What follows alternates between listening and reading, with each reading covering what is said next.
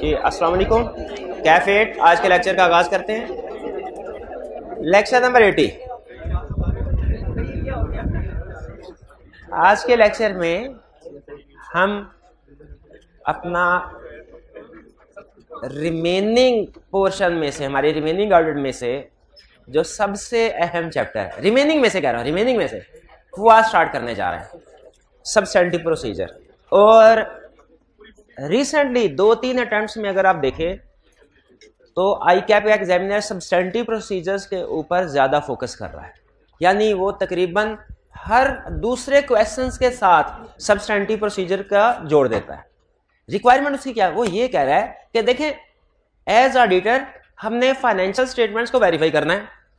Financial statements में different areas हैं, तो हमारा स्टूडेंट इस काबिल होना चाहिए कि उसे पता हो कि किस एरिया में कौन से सब्सटेंटिव प्रोसीजर परफॉर्म किए जाते हैं, यानी किस एरिया को कैसे वेरीफाई करना है, इन्वेंट्री को कैसे वेरीफाई करना है, फिक्स एसेट्स को कैसे वेरीफाई करना है। आप खुद सोचें, पूरा ऑडिट पढ़ लिया आपने, लीगल रिक्वायरमेंट्स भी आपको पता है, एथिकल रिक्वायरमेंट्स भी पता है, इंपैक्ट ऑन रिपोर्ट भी आपको पता है, इसके अलावा subsequent events, written representation, related parties, analytical procedure सब पता। लेकिन अगर आपको यही नहीं पता कि फाइनेंस इनकम स्टेटमेंट या बैलेंस शीट के कौन से एरिया को वेरीफाई करने के लिए क्या प्रोसीजर है, तो बताइए कुछ ऑडिट पढ़े का फायदा है?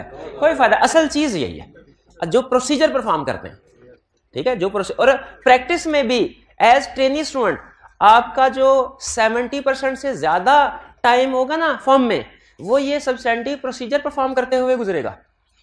इसीलिए ICAP ये चाहता है कि हमारे स्टूडेंट को पता हो कि किस एरिया में कौन से प्रोसीजर परफॉर्म होते हैं, ठीक है। अच्छा, अब इसमें एक चीज आपको मैं और शेयर करता हूं कि एक होता है प्रोसीजर बेस्ड ऑडिट, एक होता है रिस्क बेस्ड ऑडिट। ये बहुत अहम चीज, कंसेप्ट बिल्ड करने जा रहा हूं, गौर से सुनिएगा। प्रोसीजर बेस्ड ऑडिट क्या है?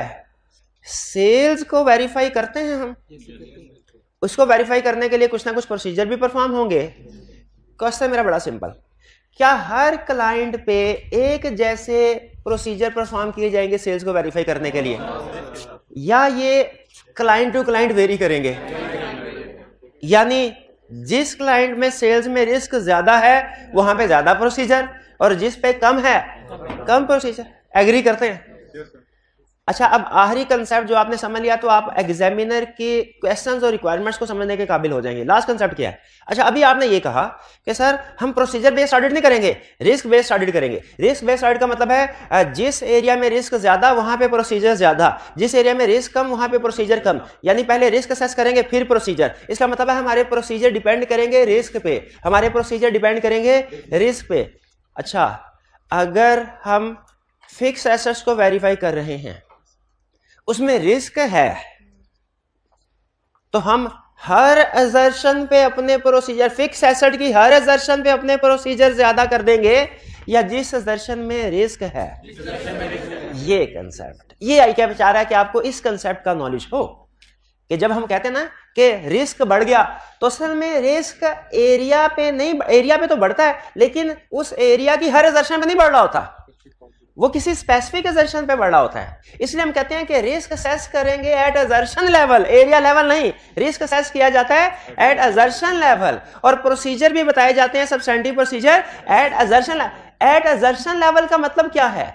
रिस्क एट असर्शन लेवल या प्रोसीजर एट असर्शन लेवल का मतलब क्या है कि जब कभी रिस्क असेस किया जाएगा किसी भी एरिया में, तो ऐसे नहीं कहा जाए टेक्निकली। आज तक हम सिर्फ इतना पढ़ते हैं, डेटर्स में रिस्क इंक्रीज हो गया, डेटर्स पे प्रोसीजर बढ़ा दिए जाएंगे।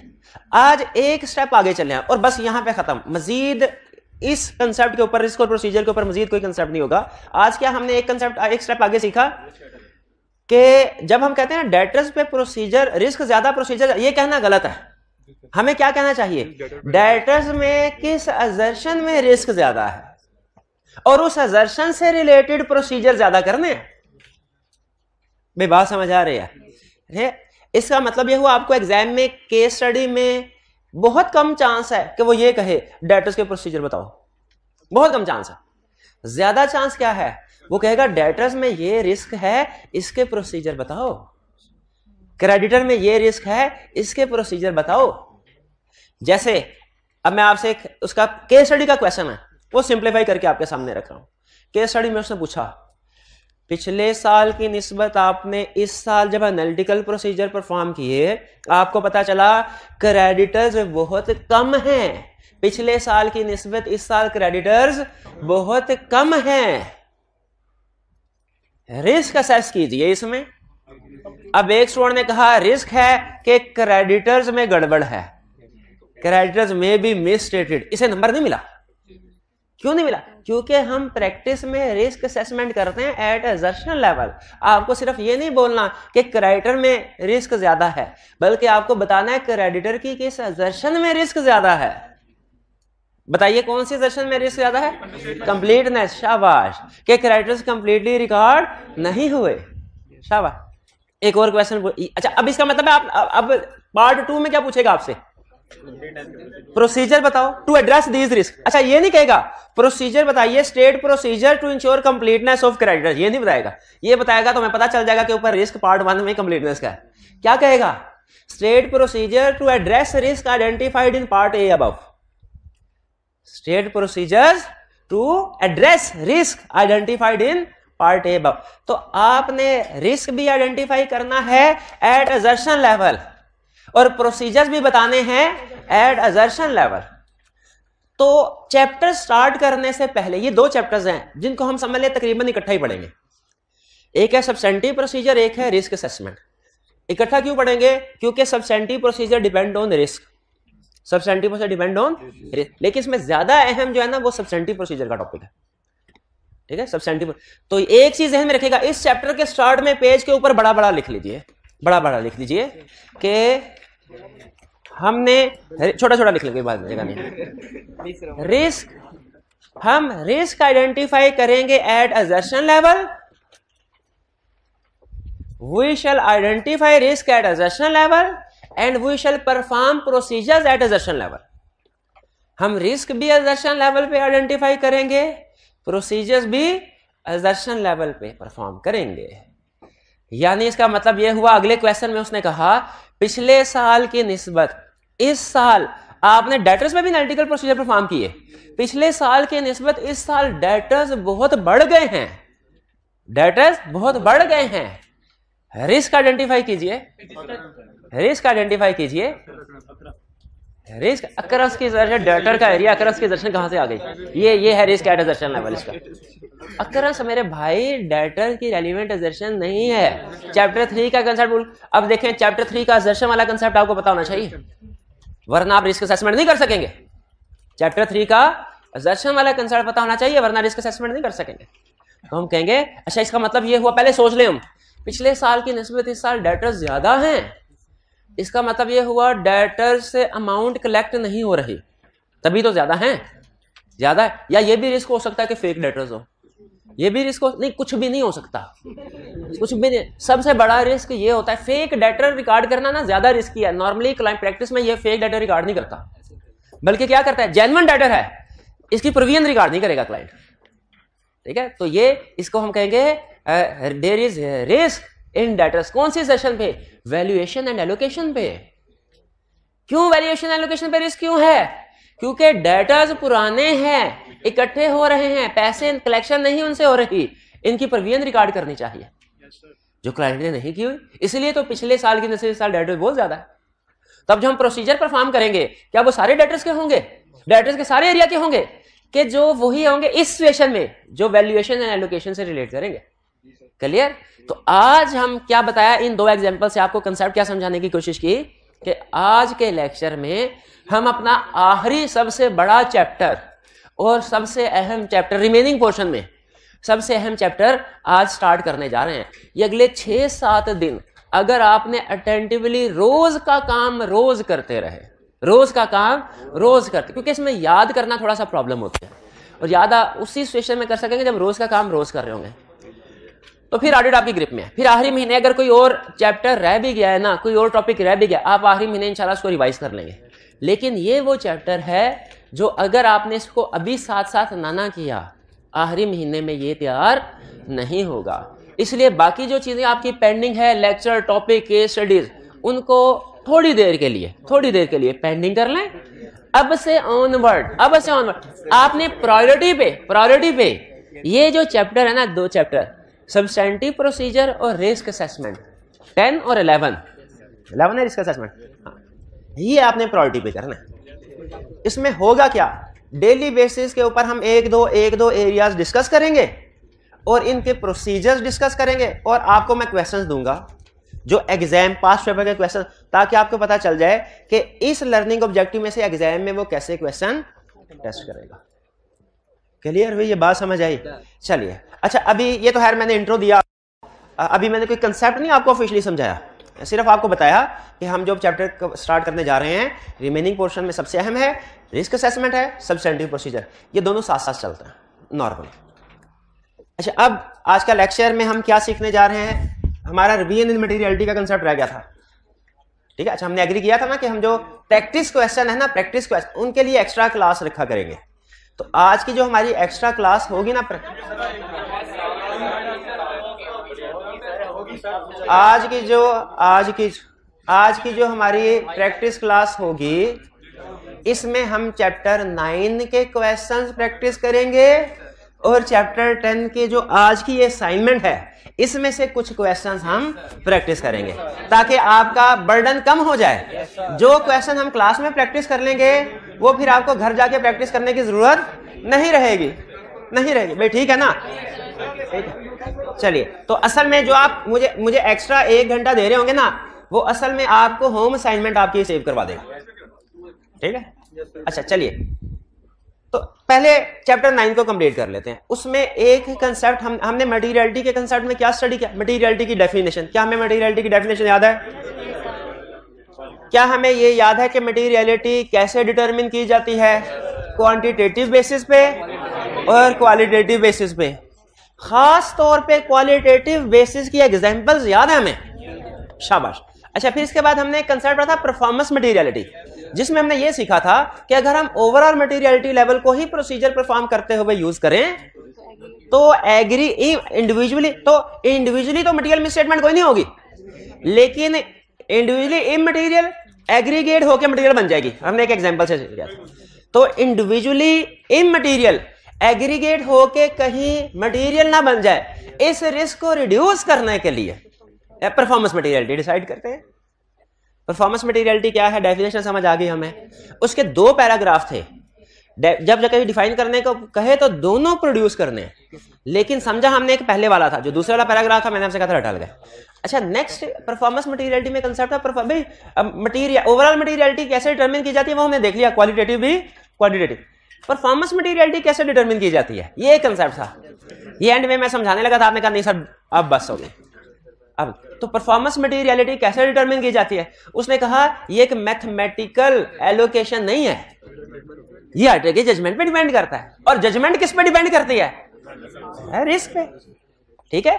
तो determination of performance materiality depends on misstatements identified in previous audit.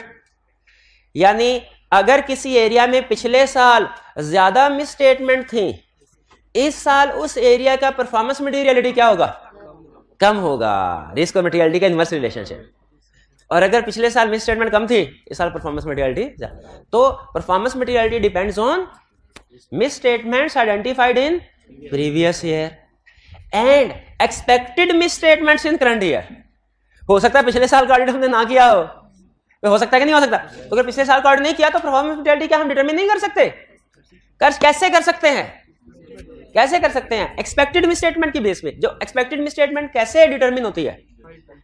Understanding of entity, understanding of internal control, changes in business, ठीक है, ये सर्कमस्टेंसेस है। और एंगेजमेंट रिस्क है, ऑडिट रिस्क है। ओवरऑल अगर आपको लगे कि यार ये वाली एंगेजमेंट ज्यादा रिस्की है, जैसे आपको बताया था कुछ बिजनेस ज्यादा, बैंक का बिजनेस, इंश्योरेंस का बिजनेस ज्यादा रिस्की है, तो नॉर्मली बैंक्स में या इंश्योरेंस में ऑडिट करते हुए हम परफॉर्मेंस मटेरियलिटी नॉर्मली कम रखते हैं। तो परफॉर्मेंस मटेरियलिटी कैसे डिटरमिन होती है, क्लियर हो गया? फिर था एक कंसेप्ट रिवीजन इन मटेरियलिटी। क्या एक दफा मटेरियलिटी डिटरमिन हो जाए रिवाइज हो सकती है? कब रिवाइज होगी? अच्छा, इसका असूल सुन ले। असूल क्या है? जिस इंफॉर्मेशन की बेस पे मटेरियलिटी डिटरमिन हुई, अगर वो इंफॉर्मेशन रिवाइज हो जाए तो मटेरियलिटी भी रिवाइज हो जाएगी। जैसे क्या मटेरियलिटी डिटरमिन करते हुए हमने अंडरस्टैंडिंग ऑफ एंटिटी को कंसीडर किया कि ये प्रॉफिट ओरिएंटेड है कि not for profit? During audit अगर हमारी अंडरस्टैंडिंग चेंज हो जाए, हमें शुरू में लगे ये हॉस्पिटल, ये कॉलेज, ये institute not for profit organization है, ऑडिट के दौरान में कुछ वाउचर चेक किया तो पता चला ये तो बहुत पैसे चार्ज कर रहे हैं, तो प्रॉफिट ओरिएंटेड है, तो क्या मटेरियलिटी रिवाइज नहीं हो जानी चाहिए? पहले हमने रखी हुई थी 1% टोटल एसेट्स, अब क्या करते हैं 5% ऑफ प्रॉफिट। तो अगर वो इंफॉर्मेशन जिसकी बेस पे मटेरियलिटी डिटरमिन की वो रिवाइज हो जाए, मटेरियलिटी भी रिवाइज हो जाएगी। अगली एग्जांपल सुने, अगर प्रॉफिट ओरिएंटेड एंटिटी ही थी, 5% ऑफ प्रॉफिट कैलकुलेट किया था, अगर प्रॉफिट ही सब्सटेंशियली चेंज हो जाए, कुछ ऐसी एडजस्टमेंट्स आई जिनकी वजह से प्रॉफिट की फिगर सब्सटेंशियली चेंज हो गई, तो जो मटेरियलिटी उस प्रॉफिट पे बेस कर रही है, क्या वो फिगर भी चेंज नहीं हो जानी चाहिए? बिल्कुल चेंज हो जानी चाहिए। ठीक, इसके अलावा क्या, अगर रिस्क रिवाइज हो जाए, रिस्क और मटेरियलिटी का इनवर्स रिलेशनशिप है ना। अच्छा, ये बड़ा इंटरेस्टिंग रिलेशनशिप है, रिस्क और मटेरियलिटी का इनवर्स रिलेशनशिप का मतलब पता क्या है? रिस्क हाई मटेरियलिटी लो, ठीक है, और रिस्क कम तो हाई। ये बोथ वे में काम करता है। आगे चल के शायद मे बी सीफैप लेवल पे आप कुछ कंसेप्ट में ये पढ़ें कि जिस तरह रिस्क बढ़ने से मटेरियलिटी कम हो जाती है ना, उसी तरह मटेरियलिटी कम होने से रिस्क भी बढ़ जाएगा। ठीक है, ये बोथ वे में काम कर, यानी इसमें दोनों इंडिपेंडेंट डिपेंडेंट वेरिएबल है। तो अगर रिस्क बढ़ जाए, मटेरियलिटी इनवर्स रिलेशनशिप रिवाइज होगी कि नहीं होगी? बिल्कुल होगी। तो ये कुछ फैक्टर्स हैं जिनकी वजह से मटेरियलिटी रिवाइज हो सकती है।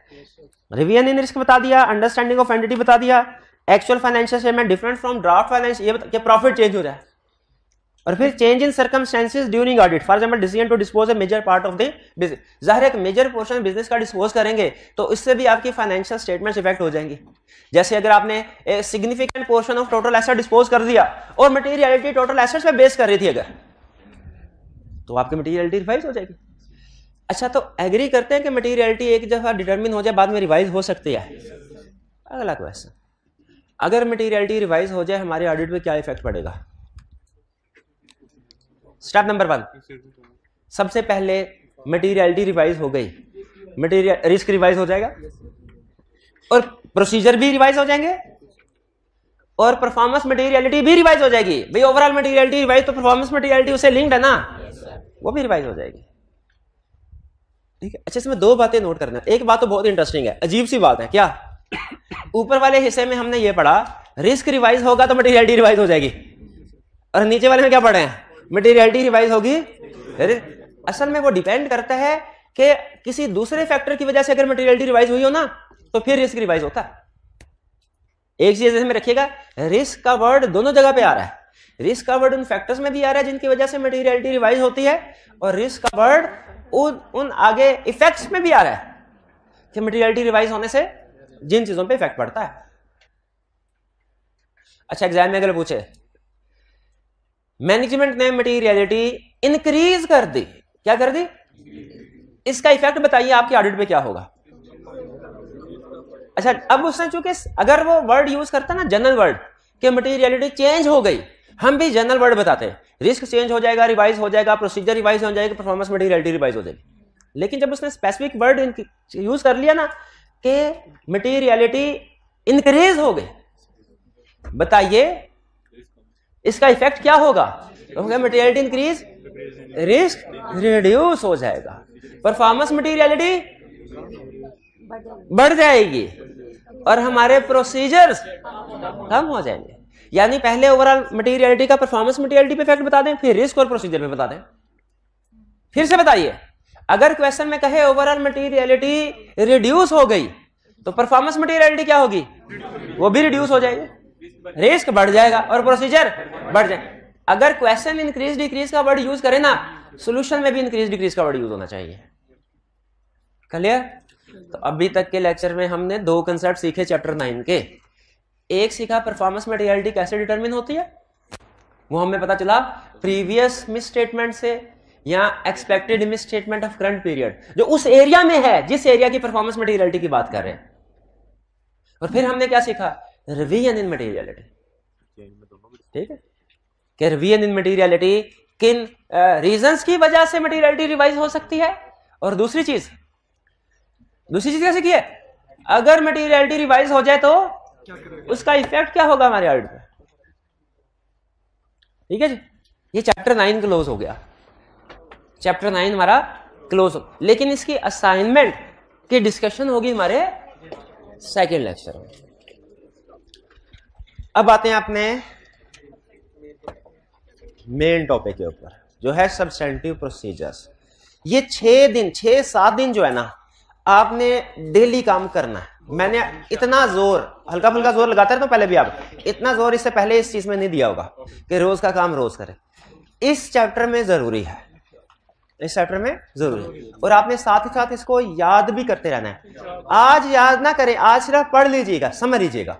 कल फिर मैं आपको बताऊंगा कि इसको याद कैसे करना है, कल याद कैसे करना है। आज सुनो, आप पढ़ें, समझें, केस स्टडी सॉल्व करें, पढ़ें, समझें, केस स्टडी और क्वेश्चन सॉल्व करें। याद आज ना करें, याद फिर मैं आपको कल बताऊंगा कि कैसे याद करना। ठीक है, नहीं देख के करेंगे, लेकिन क्या देख के करना है, ये किताब को देख के नहीं, वो मैं बताऊं। अब सुन लीजिए, चैप्टर कौन सा स्टार्ट करने जा रहे हैं, सब्सटेंटिव प्रोसीजर। पहले तो अपना माइंड फ्रेश कर लें, प्रीवियस चैप्टर के कर लें, कोई नहीं 30 सेकंड आपके पास है, ताकि चैप्टर 10 स्टडी करने के लिए तैयार हो जाए, चाहे सेकंड वाली क्लास में इंशाल्लाह। सेकंड बरियानी है,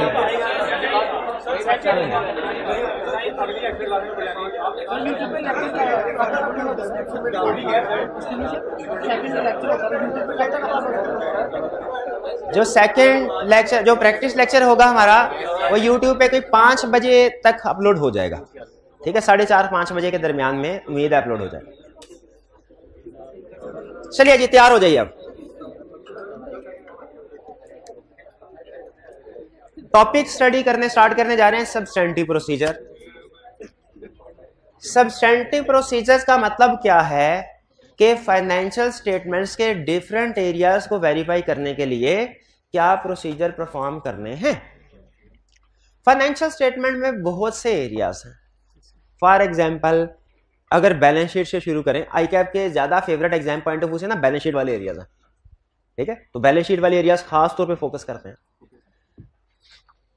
अगर देखा जाए तो नॉर्मली बैलेंस शीट में कौन कौन से एरियाज होते हैं, intangible assets, tangible non current assets, inventory, debtors या trade receivable, cash and bank, creditor, accrued liabilities, prepayments, equity.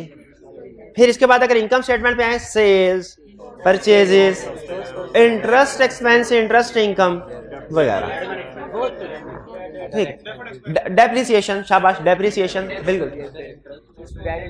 अच्छा, बिल्कुल, हमारे सिलेबस में इन सारे एरियाज के सब्सटेंटिव प्रोसीजर हैं। अच्छा, कुछ एडवांस एरियाज भी हैं, उनके प्रोसीजर हमारे सिलेबस में नहीं है, जैसे डेफर्ड टैक्स, जैसे फाइनेंस लीज, हाँ, जैसे सस्पेंस अकाउंट। ये एडवांस कुछ एरियाज हैं, उनके प्रोसीजर्स हमारे सिलेबस में नहीं है। लेकिन जिन एरियाज के हैं वो रूटीन के होते हैं, जो आपको तकरीबन हर इनकम स्टेटमेंट बैलेंस शीट में नजर आ रहे होते हैं। पेरोल भी है, पेरोल के भी प्रोसीजर।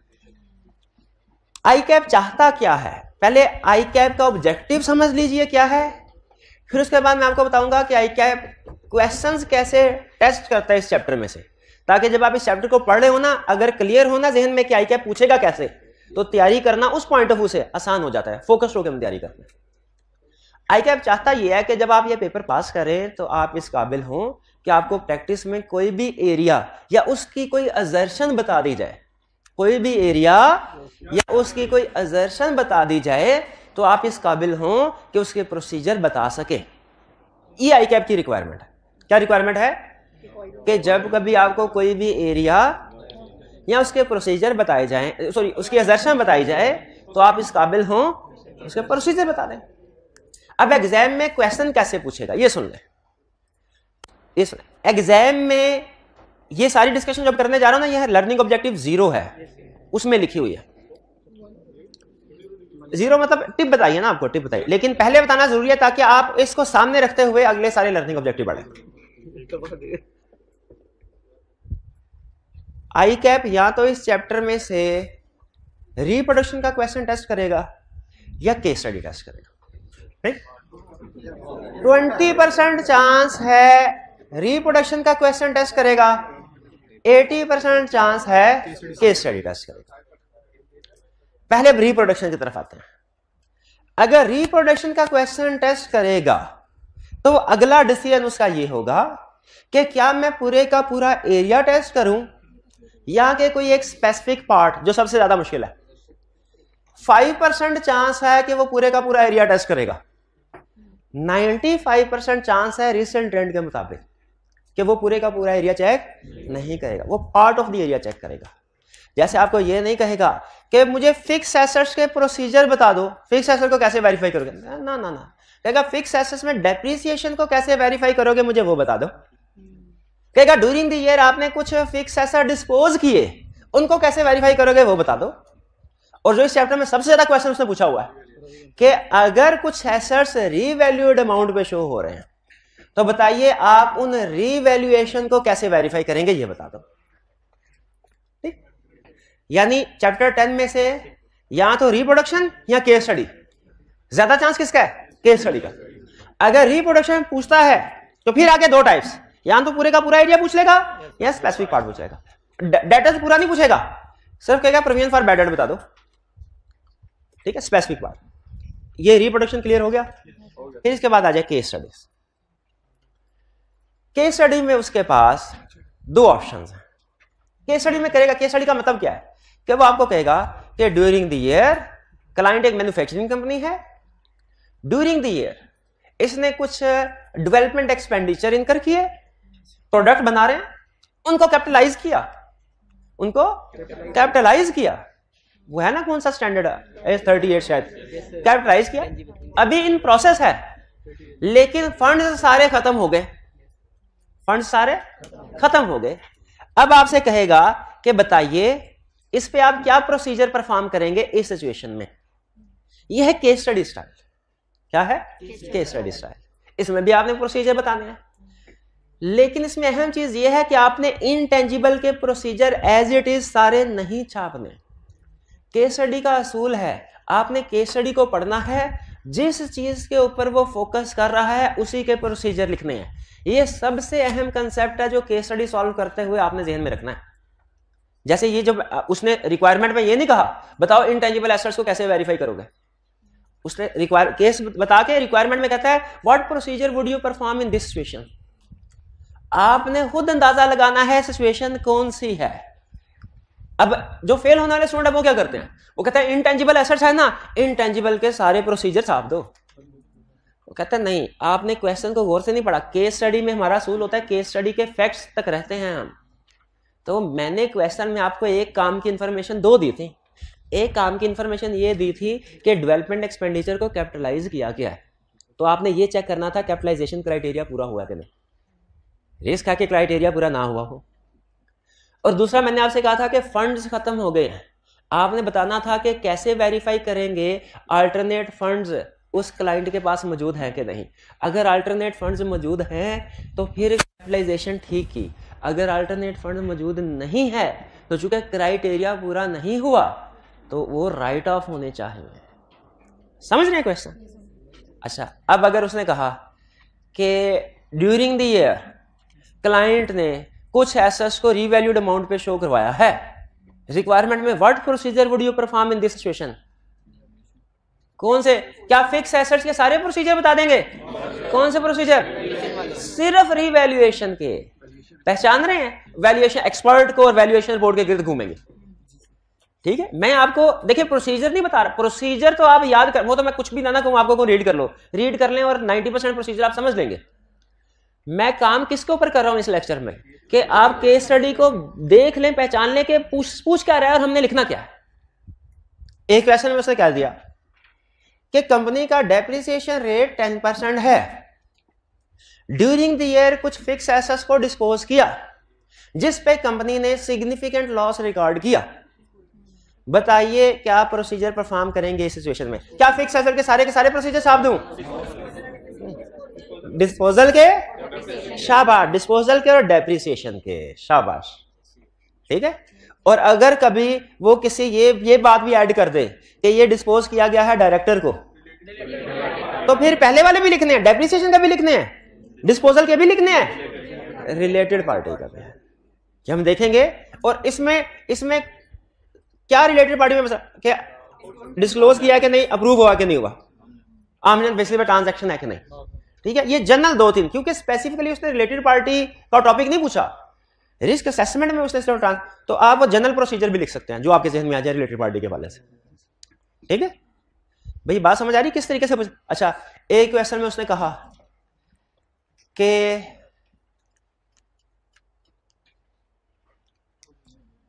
इन्वेंट नहीं वो है थोड़ा मुश्किल है, मुझे लगता है आप नहीं कर पाएंगे। अच्छा, उससे पहले एक दो और पूछ लूं, वार्म अप एक्सरसाइज के लिए एक दो और पूछूं। पिछले साल की निस्बत इस साल डेटर्स इंक्रीज कर गए, रिस्क किसमें है कि डेटर से collection, provision for bad debt में रिस्क है, यानी वैल्यूएशन ऑफ डेटर्स में, ठीक है। पिछले साल की निस्बत इस साल क्रेडिटर्स बढ़ गए हैं, रिस्क किसमें है, कंप्लीटनेस ऑफ क्रेडिटर्स में।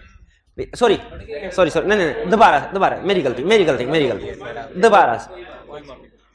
पिछले साल की निस्बत इस साल डेटर्स बढ़ गए हैं, रिस्क किसमें है, वैल्यूएशन ऑफ डेटर। अब जब प्रोसीजर बताएंगे सारे के सारे डेटर्स के बता देंगे कि सिर्फ जो प्रोविजन फॉर बैड डेट से रिलेटेड है। शाबाश। अगले क्वेश्चन में उसने कहा पिछले साल की निस्बत इस साल क्रेडिटर्स बहुत कम हो गए हैं, तो कौन सा रिस्क, कंप्लीटनेस ऑफ, तो पूरा बताए ना, ऐसे ना सिर्फ ना, कंप्लीटनेस ऑफ, क्या क्रेडिटर के सारे सब्सटेंटिव प्रोसीजर बताएंगे या सिर्फ वो जो कंप्लीटनेस से रिलेटेड है। अब सुनिए जरा, ये भी मेन क्वेश्चन नहीं पूछ रहा अभी, ये भी मेन क्वेश्चन से पहले आपको बता दूंगा, वार्म अप क्वेश्चन। पिछले साल, अच्छा टर्नओवर रेशियोज पता है आपको, टर्नओवर रेशियो क्या होती है पता है? अच्छा, डेटर्स टर्नओवर रेशियो का फार्मूला क्या है? Debtor divided by sales multiplied by 360 या 365, वो आपकी मर्जी है जो बचे। टर्नओवर का मतलब टाइम, वो काउंटिंग में, ठीक है अकाउंटिंग।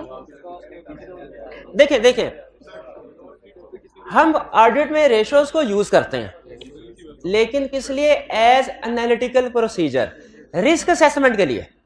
हमारा असल काम एज ऑडिटर, वो से सुनिएगा, एज ऑडिटर हमारा असल काम रेशियोज को कैलकुलेट करना नहीं है, रेशियो से रिस्क आइडेंटिफाई करना है। इसीलिए ऑडिट में हमें कैलकुलेशन में उसने रिलैक्सेशन दे दी। उसने कहा कि जब आप टर्नओवर रेशियो कैलकुलेट करो ना, अकाउंटिंग में शायद आप एवरेज फिगर यूज करते हो, ऑडिट में क्लोजिंग फिगर यूज कर लो, कोई टेंशन नहीं, क्योंकि असल मकसद हमारा रेशियोज कैलकुलेट करना नहीं, उस रेशियो की मदद से रिस्क असेस करना है। और आपको पता है रेशियोज, एक रिलैक्सेशन, दूसरी एक और बात उसने कर दी, उसने कहा रेशियोज अकाउंटिंग में आपने दो तरह से सीखी होंगी, एक टाइम्स में, एक डेज में।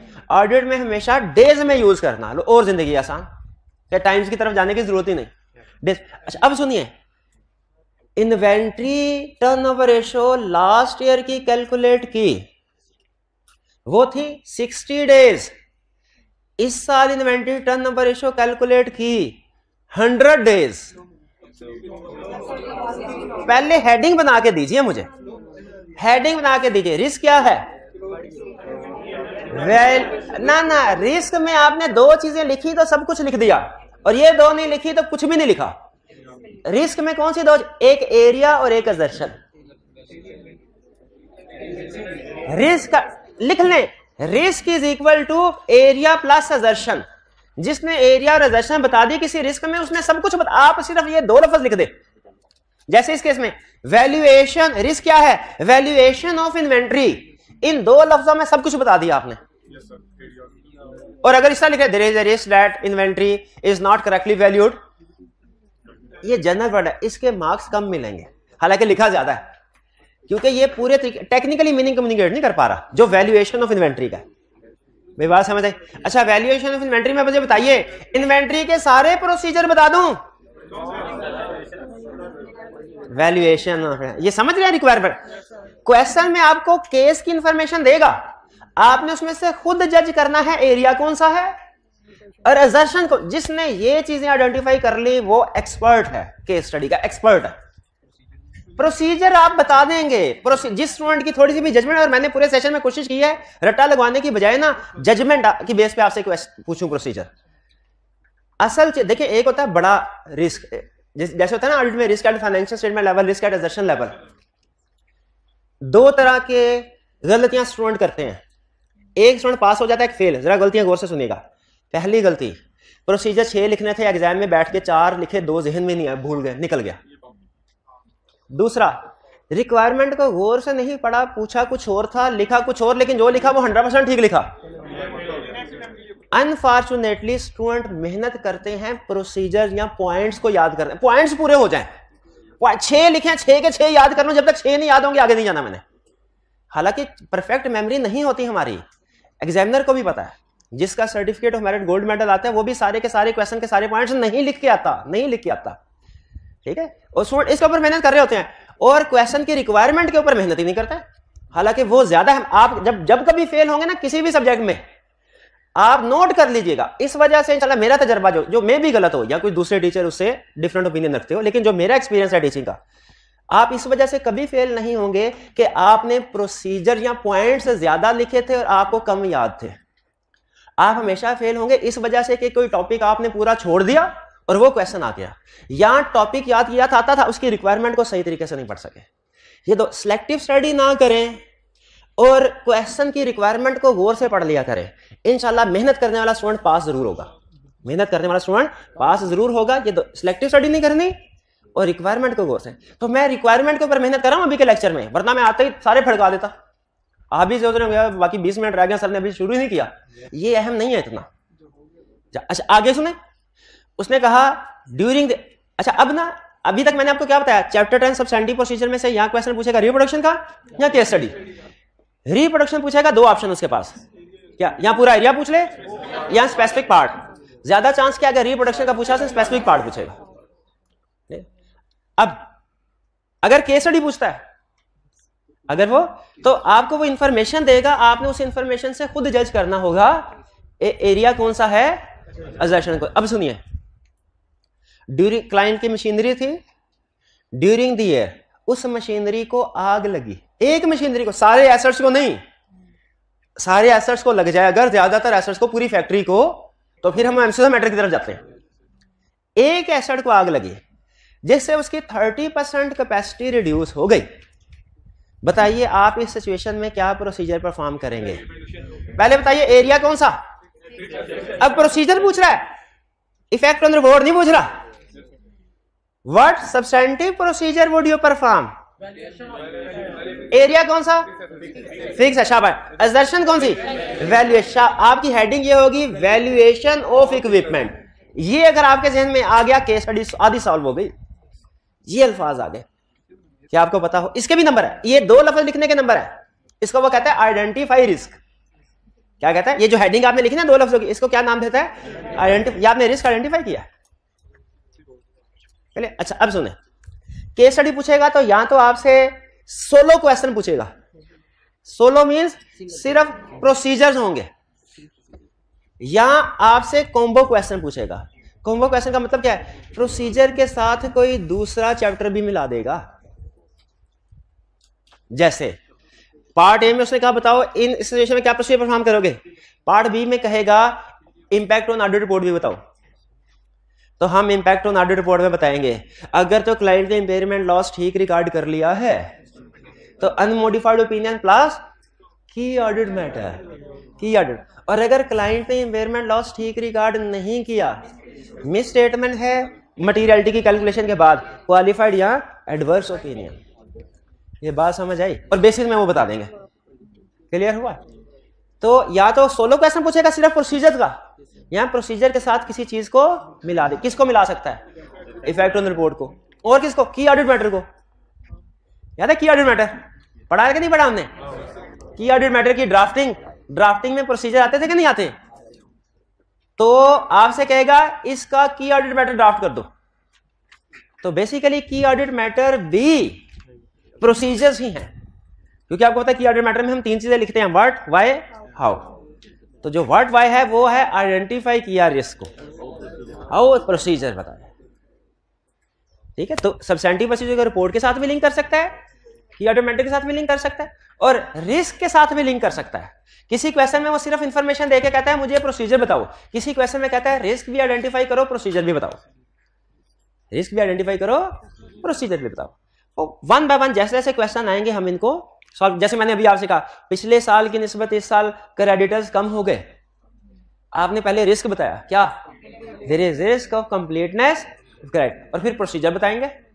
जो प्रोसीजर कौन से होंगे, कंप्लीटनेस, क्रेडिटर के अंदर कंप्लीटनेस के।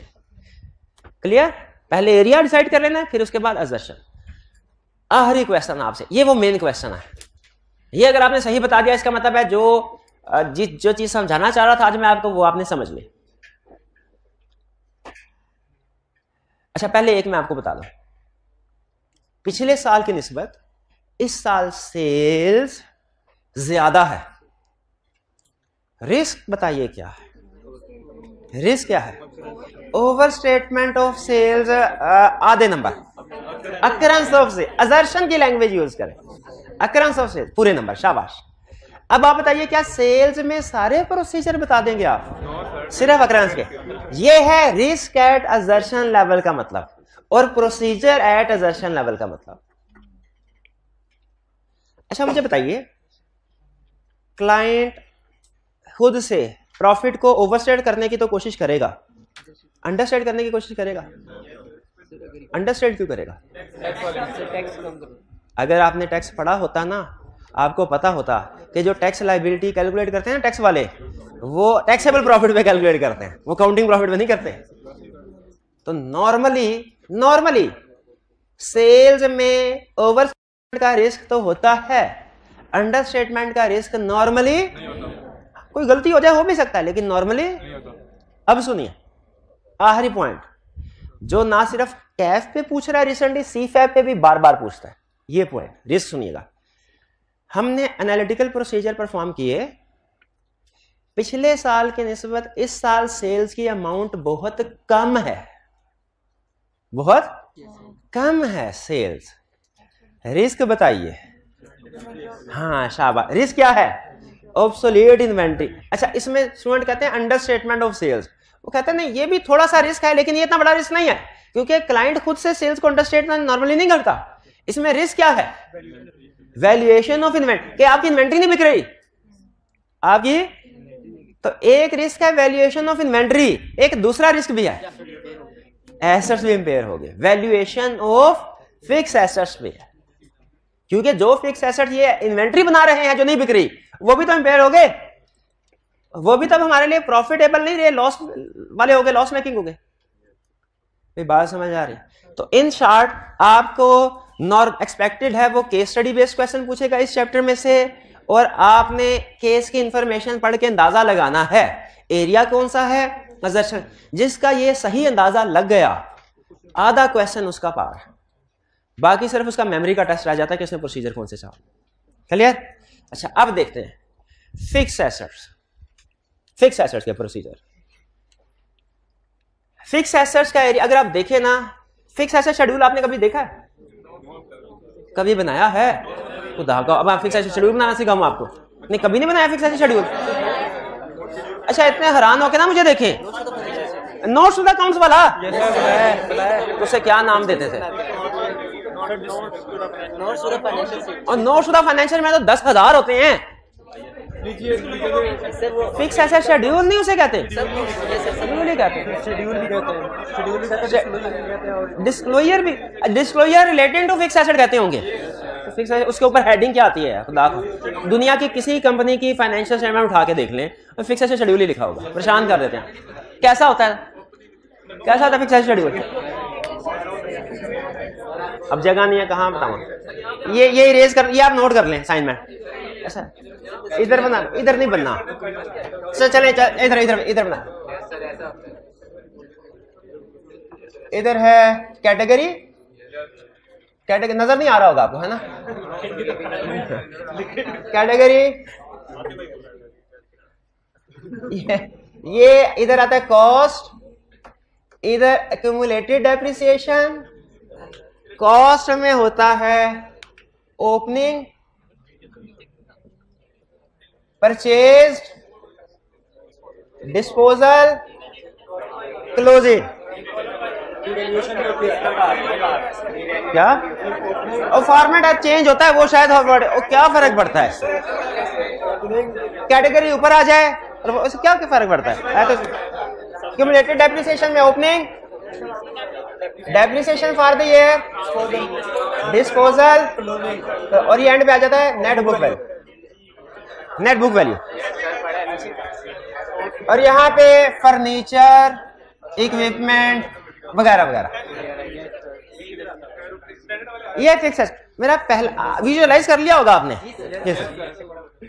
मेरा पहला, अगर हम फिक्स एसेट्स को वेरीफाई करना चाहते हैं, इस सारे शेड्यूल को वेरीफाई कर लें, तो क्या फिक्स एसेट वेरीफाई हो जाएंगे? बिल्कुल हो जाएंगे। एग्रीड?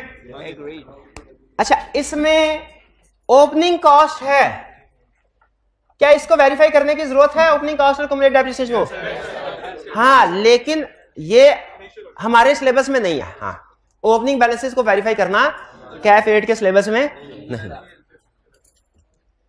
ड्यूरिंग द ईयर जो फिक्स एसेट परचेज हुए हैं, क्या इनको वेरीफाई करना है? हमने करना है। ये देखें, टेंजिबल नॉन करंट एसेट्स में एडिशंस को कैसे वेरीफाई करना है, ये प्रोसीजर है। क्लियर? अब आप टिक करते जाइएगा साथ साथ। क्या डिस्पोजल को वेरीफाई करना चाहिए? करना चाहिए। डिस्पोजल को वेरीफाई करने के लिए ये प्रोसीजर। क्लोजिंग बैलेंस को वेरीफाई करना चाहिए, फिक्स एसेट के क्लोजिंग बैलेंस को वेरीफाई करना चाहिए, ये प्रोसीजर। इसका मतलब ये हुआ, जब हमने फिक्स एसेट को वेरीफाई करना है तो ऐसा नहीं कि सिर्फ क्लोजिंग बैलेंस को वेरीफाई करना है, हमें ड्यूरिंग द ईयर जो परचेज हुए हैं फिक्स एसेट उनको भी वेरीफाई करना है, हमें ड्यूरिंग द ईयर जो डिस्पोज हुए हैं उनको भी वेरीफाई करना है। ठीक है? अच्छा, अब आ जाए डेप्रिसिएशन की तरफ। ओपनिंग डेप्रिसिएशन को वेरीफाई करने की जरूरत नहीं, हमारे सिलेबस में नहीं है। डेप्रिसिएशन फॉर द ईयर, इसको वेरीफाई करना चाहिए? बिल्कुल करना चाहिए। डेप्रिसिएशन कहां है? ये डेप्रिसिएशन वेरीफाई, इसके प्रोसीजर ये। फिर इसके बाद डिस्पोजल, तो डिस्पोजल में वेरीफाई हो जाएगी, क्योंकि डिस्पोजल में कॉस्ट भी जाती है, क्युमुलेटेड डेप्रिसिएशन भी। क्लोजिंग क्युमुलेटेड डेप्रिसिएशन को वेरीफाई करने की जरूरत नहीं, ये इसी का एडलेस होता है। चूंकि इसकी फिजिकल एग्जिस्टेंस नहीं है, इसलिए इसको अलग से क्लोजिंग क्युमुलेटेड डेप्रिसिएशन को वेरीफाई नहीं करते। और नेट बुक वैल्यू, ये भी डिफरेंस है क्लोजिंग कॉस्ट और क्लोजिंग क्युमुलेटेड डेप्रिसिएशन का। इसका मतलब है मोस्ट ऑफ द केसेस में जब फिक्स एसेट वेरीफाई करने के लिए आप जाएंगे किसी क्लाइंट पे, आप एडिशंस को वेरीफाई करेंगे, डिस्पोजल को करेंगे, डेप्रिसिएशन को करेंगे, क्लोजिंग बैलेंस को करेंगे। ठीक है? क्लोजिंग बैलेंस को वेरीफाई करने के लिए क्या आपको फिक्स एसेट की असर्शंस याद होना जरूरी है? असर्शन याद होना जरूरी है, बिल्कुल। कौन कौन सी असर्शन होती है fix? Completeness, existence, valuation, allocation, rights obligation, classification, presentation. Clear? अच्छा, ज्यादातर क्लाइंट्स में फिक्स एसेट्स की वेरिफिकेशन ऐसे हो जाएगी, लेकिन कुछ क्लाइंट ऐसे होते हैं जो अपने एसेट्स को रीवैल्यू करवाते हैं, या आपने शायद काउंटिंग में भी कंसेप्ट पढ़ा होगा, सेल्फ कंस्ट्रक्टेड फिक्स एसेट्स। कुछ क्लाइंट ऐसे भी होते हैं जो अपने फिक्स एसेट्स की कंस्ट्रक्शन खुद करते हैं। तो अगर क्वेश्चन में देखिए, अगर तो क्वेश्चन में ना बताए तो आपने अज्यूम करना है कि कोई रीवैल्यूएशन और सेल्फ कंस्ट्रक्शन नहीं है। लेकिन अगर क्वेश्चन में कह दे कि क्लाइंट ने फिक्स एसेट कंस्ट्रक्ट किए हैं ड्यूरिंग द ईयर, अपना हेड ऑफिस खुद बनाया है, बताइए इस सिचुएशन में क्या प्रोसीजर परफॉर्म करेंगे? कौन से प्रोसीजर पूछ रहा है? सेल्फ कंस्ट्रक्टेड फिक्स एसेट्स के। तो अगर क्वेश्चन में मेंशन कर दे कि या तो क्लाइंट ने एसेट्स रीवैल्यू करवाए हैं या उसने खुद से कुछ एसेट्स की कंस्ट्रक्शन की है, तो हमें फिर रीवैल्यूएशन के प्रोसीजर भी पता होने चाहिए क्या परफॉर्म करने हैं, सेल्फ कंस्ट्रक्टेड फिक्स एसेट के प्रोसीजर भी पता होने चाहिए क्या करने हैं। यानी इन शॉर्ट, फिक्स एसेट्स के एरिया में जो हमसे मैक्सिमम उसकी रिक्वायरमेंट हो सकती है वो क्या क्या हो सकती है? या कहेगा क्लोजिंग बैलेंस वेरीफाई कैसे करेंगे प्रोसीजर, वो बताओ। या कहेगा ड्यूरिंग द ईयर एडिशंस है, वो बताओ कैसे वेरीफाई करोगे। डिस्पोजल कैसे वेरीफाई करोगे, डेप्रिसिएशन, रीवैल्यूएशन और सेल्फ कंस्ट्रक्टेड। और आई कैप के एग्जाम में इस एरिया में से फिक्स एसेट में सबसे ज्यादा जो उसने क्वेश्चन टेस्ट किए हुए हैं वो कौन से हैं? रीवैल्यूएशन के। अच्छा, अब आपने करना क्या है? आपने घर जाके ये सारे प्रोसीजर रीड करने हैं और समझने हैं। जो समझ नहीं, याद नहीं अभी करना, क्योंकि मटेरियल ज्यादा है और चूंकि पहला एरिया है तो थोड़ा प्रॉब्लम हो सकती है, इसलिए याद करने को नहीं कर रहा।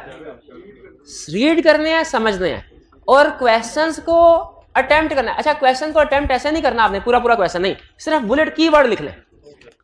क्या करें? सिर्फ कीवर्ड्स लिख ले। किसमें क्या करें? जैसे क्योंकि पूरा, हालांकि एग्जाम में पूरा सेंटेंस फॉर्म में लिखना है, एग्जाम में पूरा सेंटेंस फॉर्म, लेकिन अभी आप या यूं कह लें कि अटेम्प्ट भी ना करें, सिर्फ पढ़ लें और जेल में इसका सोल्यूशन रीड, यही कर लेंगे ना आप, बस ठीक है, हो गया। अच्छा, अब सुने एडिशन को कैसे वेरीफाई करना है? ड्यूरिंग द एडिशन, इसका क्या मतलब है? ऑब्टेन लिस्ट, क्लाइंट से लिस्ट लीजिए ड्यूरिंग द ईयर कितने फिक्स एसेट्स खरीदे गए हैं। एग्री, फाइनेंशियल स्टेटमेंट के साथ एग्री करें, फिगर मैच होती है कि नहीं, एक दफा क्लाइंट से हमने, बैंक का बैलेंस था, क्लाइंट से हमने लिस्ट ली के सर बताइए आपका कितने बैंक अकाउंट्स में बैलेंस मौजूद है। उसने लिस्ट दी, हमने लिस्ट का टोटल किया और जो बैलेंस शीट में बैलेंस एज पर बैंक था टोटल किया, वो मैच ही नहीं करता था, एग्री ही नहीं करता था। हमने कहा भाई हम ऑडिट तब तक शुरू ही नहीं कर सकते जब तक ये मैच ना होगा, क्योंकि हमें पता ही नहीं कि कंप्लीट सही रिकॉर्ड है, कोई आपका रिकॉर्ड आपस में मैच होगा तो हम उसकी चेकिंग शुरू करेंगे। हमें स्टार्ट भाई, अगर आपको ट्रायल बैलेंस क्लाइंट दे बैलेंस शीट और उसमें सस्पेंस अकाउंट आ रहा हो और आप कहेंगे पता नहीं किस वजह, ये ना हम वेरिफिकेशन कर ले सेल्स की, बाद में पता चले ये सारा सेल्स में था तो दोबारा ऑडिट करना पड़े। इसीलिए हमारा सबसे पहला स्टेप किसी भी चीज को चेक करने से पहले, जो पहला स्टेप होता है ना किसी भी एरिया में, वही होता है कि क्लाइंट की डॉक्यूमेंट्स को फाइनेंशियल स्टेटमेंट के साथ एग्री करते हैं, मैच करती है कि नहीं करती। अगर नहीं करती तो क्लाइंट से पहले मैच कराएंगे कि सर बताइए इसमें लगता है कि 2-3 बैंक अकाउंट्स मिसिंग है, ये ना हम सारे प्रोसीजर पर काम कर ले, बाद में आप 2 नए अकाउंट्स लेके आ जाए, हमें दोबारा सारा एरिया खोलना पड़ जाए, भाई सारे प्रोसीजर दोबारा करो। मतलब दोबारा सारे तो नहीं, लेकिन कम से कम वो एक जाहिर रूटीन में जो काम होता है वो टाइम कम लेता है, बाद में करें तो। इंस्पेक्ट करें, क्या इंस्पेक्ट करें? ऑथराइजेशन, किस चीज की ऑथराइजेशन? लॉ में पढ़ा है ना आपने, फिक्स एसेट जब बाय करते हैं तो डायरेक्टर्स की ऑथराइजेशन होती है, अप्रूवल। सेल डीड से मुराद sale invoice and legal documents ownership वगैरह के लिए। Supplier invoice. अच्छा, आई कैप ने अपने एग्जामिनर कमेंट्स में एक मिस्टेक, दो कॉमन मिस्टेक बता रहा है, 2 सबसे ज्यादा जो बच्चे करते हैं। वो कहता है एक तो ये कि मैं प्रोसीजर एडिशन के पूछता हूं, स्टूडेंट डिस्पोजल के बता देते हैं, प्रोसीजर रेलिवेंट नहीं होते। और दूसरा, अगर प्रोसीजर रेलिवेंट होना तो जहां पे डॉक्यूमेंट्स का नाम आना चाहिए उस एरिया में जो डॉक्यूमेंट्स यूज, स्टूडेंट उनका नाम नहीं लिखते। स्टूडेंट डॉक्यूमेंट्स का, जैसे आपने नोट किया यहां पे मैंने इंस्पेक्ट के साथ वो डॉक्यूमेंट बताया कि डायरेक्टर्स की ऑथराइजेशन, यहां पे तो सिर्फ कीवर्ड लिखा है ना ऑथराइजेशन, जब आप रीडिंग करेंगे ना तो लिखा होगा बोर्ड ऑफ डायरेक्टर्स की ऑथराइजेशन, या लिखा होगा inspect minutes of meeting for authorization, authorization to, हाँ परचेज फिक्स ऑथराइजेशन, क्योंकि बाज़ औक़ात कुछ एसेट्स की ऑथराइजेशन डायरेक्टर कुछ एसेट्स की लोअर स्टाफ भी देता है, जैसे मैनेजर अकाउंट हो सकता है दे दे, तो ऑथराइजेशन हमने चेक करनी। अच्छा, फिजिकली वेरीफाई करना चाहिए। अच्छा, डिस्पोजल, कुछ स्टूडेंट ऐसे हैं डिस्पोजल में भी लिख सकते हैं फिजिकली वेरीफाई करें, वो कमेंट्स में कह रहा था, कहता डिस्पोज हो गया तब क्या जिसको बेचा उसे जाके वेरीफाई करेंगे, डिस्पोजल में नहीं। समझ आया कैसे रेलिवेंट प्रोसीजर लिखने। चेक डेट ऑफ कैपिटलाइजेशन, ये डेट और इसमें जो डेट लिखी है ये मैच होनी चाहिए, ये मैच होनी चाहिए, ठीक है। या यूं कह लीजिए कि डेट ऑफ कैपिटलाइजेशन या date of receiving of asset ये मैच होनी चाहिए। टेस्ट कैलकुलेशन ऑफ डेप्रिसिएशन, क्या कह रहा है?